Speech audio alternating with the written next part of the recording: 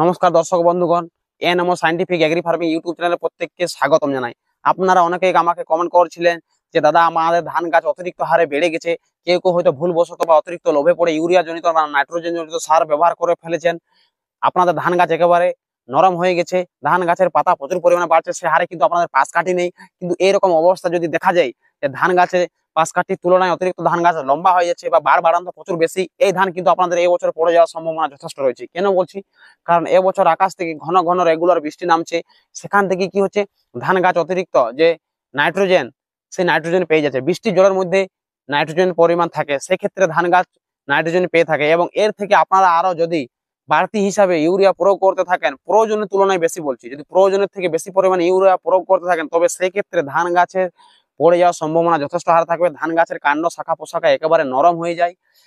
এই অতিরিক্ত নরম বা কচি কাণ্ড হওয়ার ফলেই পরবর্তীকালে সেখান থেকে যে ফলন আসবে, থোড় হওয়ার পর যে শীষ বার হবে, সেই শীষে যে দানা পূর্ণ হবে, সেই দানা পূর্ণ হয়ে যাওয়ার পর পরবর্তীকালে বৃষ্টি বা ঝড় হালকা বাতাস দিলেই সেই ধান আপনারা পড়ে যাওয়ার লক্ষ্য করবেন। তো এগুলো থেকে আপনারা কিভাবে দূরে থাকবেন সেই নিয়ে আজকে কার্যকরী 3টি উপায় আপনাদেরকে জানাবো। আপনারা প্রথম থেকে শেষ পর্যন্ত ভিডিওটি একেবারে ধাপে ধাপে মন দিয়ে ধৈর্য সহকারে শুনবেন, আপনাদের অবশ্যই একদম কাজে আসবে। তো প্রথমে আপনাদেরকে স্প্রে পর্যায়টা নিয়ে একটি কথা জানাবো, যেটি আপনারা স্প্রে করে ধান গাছে যে অতিরিক্ত বাড়ান্তকে থামিয়ে ধান গাছে যাতে অতিরিক্ত কাণ্ড শক্ত হয়, ধান গাছের নিচের দিকের গোছা শক্ত হয় এবং ধান গাছের যে পড়ে যাওয়ার সম্ভাবনা, সেই সম্ভাবনাটা যথেষ্ট হারে কমে যায় এবং ফলন যথেষ্ট হারে বৃদ্ধি পায়। ওভারঅল আলটিমেটলি আপনাদের যথেষ্ট উপকারে আসবে যদি এগুলো করতে পারেন। তো প্রথমে আপনাদেরকে জানাবো যে প্রোডাক্ট নিয়ে, সেটা হচ্ছে সিজেন্টা কোম্পানির কাল্টার। এটা আপনারা অনেকেই জানেন, এটি বিভিন্ন ফসলের ক্ষেত্রে বিভিন্নভাবে ব্যবহার করা হয়। তো এটি ধানের ক্ষেত্রে যদি আপনারা ব্যবহার করেন সঠিক সময়ে সঠিক ডোজ মতো, তবে আপনারা ভালো রেজাল্ট দেখতে পাবেন। তবে এর ডোজের ক্ষেত্রে একটি বিশেষ সতর্কতামূলক রয়েছে। এটি অতিরিক্ত কম হারে বা অতিরিক্ত বেশি হারে যদি ব্যবহার করেন, আপনাদের ফসলের মধ্যে সাইড ইফেক্ট দেখা দিতে পারে। তাই সঠিক ডোজে সঠিক সময়ে ব্যবহার করবেন, ভালো রেজাল্ট দেখতে পাবেন। সেটাও সবকিছু, তার ডোজ, তার সমস্ত কিছু জানাবো। তো সিজেন্টা কোম্পানি কাল্টার, এর মধ্যে কি কম্পোজিশন রয়েছে না, এর মধ্যে রয়েছে পেক্লোবুটাজল 23% এসসি ফর্মুলেশনে। ডোজ আপনারা ব্যবহার করবেন ধানের জমির জন্য প্রতি 33 শতকে 1 বিঘা জমিতে মাত্র 30 ml। এই 30 mlটা প্রতি 1 বিঘা জমিতে ব্যবহার করার চেষ্টা করবেন। এটি কিসের সাথে ব্যবহার করবেন?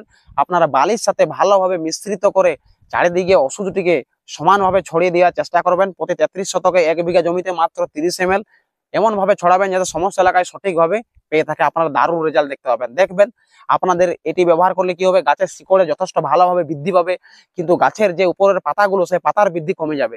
কিন্তু ধান গাছের মধ্যে যে পরবর্তীকালে ফলন, সেই ফলনের ভালো উন্নতিকর বা ফলনের বৃদ্ধি আপনারা দেখতে পাবেন। কিন্তু গাছের পাতা বৃদ্ধি আর সে হারে হবে না, গাছ উপর দিকে বৃদ্ধি ব্যাহত হবে। আপনাদের এলাকায় সিজেন্টা কোম্পানি কাল্টার না পেয়ে থাকেন, তবে সেক্ষেত্রে আপনারা ব্যবহার করতে পারেন ক্যানস্টার। এটিও একই কম্পোজিশনের, সেম ডোজ, সেম নিয়ম, সেম রেগুলেশন নিয়ে ব্যবহার করবেন। এটিও 1 বিঘা জমিতে 30 ml ব্যবহার করবেন, বালির সাথে মিশ্রিত করে চারিদিকে সমানভাবে ছড়িয়ে দিবেন, ভালো রেজাল্ট দেখতে পাবেন। এগুলো গাছকে শক্ত করবে এবং এটি ব্যবহার করার পর আপনাদেরকে 3 দিন জল অন্তত ধরে রাখার চেষ্টা করতে হবে। এটি জমিতে আজকে ব্যবহার করলেন, তার 2 দিন কি 3 দিন জমিকে বেঁধে দিয়ে সেই জমির জল ধরে রাখার চেষ্টা করতে হবে। এবং এটিকে যদি আপনারা বালির সাথে না মিশ্রিত করে ছড়াবো বলেন, কেউ কেউ যদি স্প্রে করে ছড়াবো বলেন, তবে সেক্ষেত্রে আপনারা স্প্রে করেও দিতে পারেন, তবে কোনো অসুবিধা নেই। স্প্রে করে যদি আপনারা দেন, তবে সেক্ষেত্রে 15 লিটারের ট্যাঙ্কিগুলোতে এই সিজেন্টা কোম্পানির কাল্টারের ডোজ ব্যবহার করবেন মাত্র 6 থেকে 7 ml। তার বেশি ব্যবহার করতে যাবেন না বা তার কমও ব্যবহার করতে যাবেন না।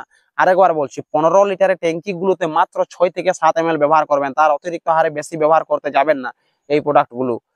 এরপর বলি, যদি আপনারা সিজেন্টা কোম্পানির কাল্টার হাতের কাছে বা দোকানে জোগাড় করতে না পারেন, তবে সেক্ষেত্রে কি ব্যবহার করে আপনাদের যে ধান গাছের অতিরিক্ত বাড়ান্ত তাকে কমাতে পারবেন, ধান গাছের কাণ্ড শাখা পোশাকাকে সুস্থ সবল তরতাজা রাখতে পারবেন, যাতে ধান গাছ পড়ে না যায়, হেলে না যায়, তার ব্যবস্থা করতে পারবেন। তার জন্য আপনাদের সকলের জন্য একটা সহজ এবং কার্যকরী উপায়, যেটি হচ্ছে পটাশের ব্যবহার। তো ধান চাষের ক্ষেত্রে পটাশের গুরুত্ব অনেক অনেক রয়েছে। তো ধান চাষের ক্ষেত্রে পটাশের যে গুরুত্ব, তার জন্য আপনাদের সুবিধাতে একটা আলাদা ভিডিও আপনাদের সুবিধাতে তুলে ধরার চেষ্টা করা হবে পরবর্তী ভিডিওতে। তো যারা ধান গাছের বাড়ান্ত অতিরিক্ত হয়ে গেছে বা করে ফেলেছেন, তবে সেক্ষেত্রে তারা অবশ্যই পটাশ সার ব্যবহার করেও তাকে দমাতে পারেন বা ধান গাছের কাণ্ড শাখা পোশাকাকে শক্ত করতে পারেন। তো আগে যারা জমিতে ধান রোপণের সময় পটাশ সার ব্যবহার করেছিলেন, তারা এই সময় 30-35 দিন বা 40 দিন পর যদি ধান গাছ অতিরিক্ত বেড়ে গেছে, তবে সেক্ষেত্রে বিঘা প্রতি 33 শতকে 8 থেকে 10 কেজির মতন লাল পটাশ বা এমওপি ব্যবহার করবেন। আপনাদের কাণ্ড শাখা পোশাখা যথেষ্ট শক্ত হবে, ধান গাছ পড়ে যাওয়ার যে ভয় সেটা থেকে দূরে থাকতে পারবেন। এবং যারা এর আগে প্রথম চাপানে বা মাটি তৈরির সময় বা কাদা তৈরির সময় কোনোভাবেই পটাশ সার বা পটাশ জনিত সার কোনো কিছুই ব্যবহার করেননি, তবে তাদেরকে এই সময় পটাশের ডোজটা একটু বেশি পরিমাণে ব্যবহার করতে হবে। সাধারণত 12 থেকে 14 কেজির মতো ব্যবহার করবেন, ভালো রেজাল্ট দেখতে পাবেন। এরপর বলি, এগুলো ছাড়াও যদি পটাশও আপনাদের সুবিধার মতন মনে না হয় বা সিজনটার কালটার যদি আপনাদের সুবিধার মতো মনে না হয় বা সেগুলো না হাতের কাছে আসে, জোগাড় করতে না পারেন, তবে সেক্ষেত্রে আরেকটা কথা আপনাদেরকে জানাবো, আপনারা 2,4-D যে হার্বিসাইডটা বাজারে পাওয়া যায়, যেটা ধান গাছের জন্য ব্যবহারযোগ্য, সেটাই নেবেন। তাহলে ধান গাছের জন্য যে ব্যবহারযোগ্য 2,4-D হার্বিসাইড রয়েছে, সেটি যদি আপনারা ব্যবহার করেন, ধান গাছের অতিরিক্ত বাড় বাড়ান্তকে থামাবে। তার সাথে সাথে কি করবে না, ধানের জমিতে জন্মানো বিভিন্ন ধরনের নতুন নতুন আগাছা বা ঘাস ইত্যাদিকে মেরে ফেলবে। মানে এই ওষুধটি প্রয়োগ করে আপনারা দুদিক থেকে সুবিধা পাবেন, ধান গাছের অতিরিক্ত বাড় বাড়ান্ত কমবে, ধানের জমিতে জন্মানো বিভিন্ন আগাছা বা ঘাস, বিভিন্ন ঘাসকেও কন্ট্রোল করতে পারবেন। যদি ধান গাছ থোড় অবস্থায় থাকে, তবে সেক্ষেত্রে এই 2,4-D হার্বিসাইডটি কোনোভাবে ব্যবহার করা যাবে না, তবে সেক্ষেত্রে আপনাদের সাইড ইফেক্ট দেখা যেতে পারে। আপনারা সঠিক সময়ে সঠিক ডোজে ব্যবহার করবেন, কোনো সাইড ইফেক্ট দেখা দেবে না, আপনাদের অবশ্যই কাজে আসবে। তো এই যে 2,4-D হার্বিসাইডটি, এটির ডোজ কি না, এর ডোজ রয়েছে 33 শতকে 1 বিঘা জমির ক্ষেত্রে মোটামুটি 30 থেকে 35 গ্রাম বা হাইয়েস্ট 40 গ্রামের মতো ব্যবহার করবেন। তো যাই হোক, আপনাদের যারা ধান গাছের মধ্যে এরকম অসুবিধার সৃষ্টি হয়ে গেছে, যে ধান গাছ অতিরিক্ত লম্বা হয়ে গেছে, ধান গাছ একেবারে নরম পড়ে যাওয়ার সম্ভাবনা রয়েছে, যারা ভয় করছেন, তাদের ভয় করার কোনো প্রয়োজন নেই। এই যে কথাগুলো আপনাদের সামনে তুলে ধরলাম, এগুলো আপনারা ভালো করে নোট করে রাখবেন। আপনাদের যদি দরকার থাকে এবং আপনাদের প্রয়োজন বুঝে, আপনাদের সুবিধা বুঝে, যেটি আপনাদের মনে হবে ভালো, সেটি আপনারা প্রয়োগ করবেন, আপনাদের কাজে লাগবে। মনে রাখবেন, আমি কোনো কোম্পানির প্রচারক নই। আমি এই চ্যানেলের মাধ্যমে রেগুলার চাষবাস সংক্রান্ত, কৃষি সংক্রান্ত চ্যানেলের মাধ্যমে কৃষকদের সুবিধাতে তুলে ধরে থাকি।